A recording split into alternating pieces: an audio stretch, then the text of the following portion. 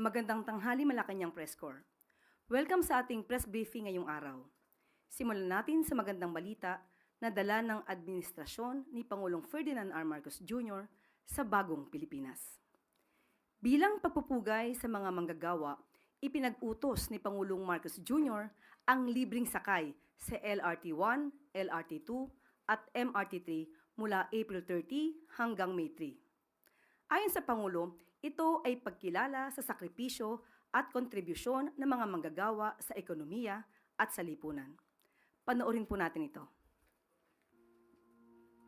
Kaya nais ko sabihin sa lahat ng ating mga commuter ay inutos ko na para magbigay ng ating konting parangal sa ating mga manggagawa, Labor Day celebration, ay maging libre ang sakay sa MRT3, LRT1 and 2. Ito ay mula April 30 hanggang May 3. Ito ay bilang counting pagkilala sa sakripisyo at ang kontribusyon ng ating mga manggagawa, hindi lamang sa ating ekonomiya, kundi sa ating lipunan. Happy Labor Day!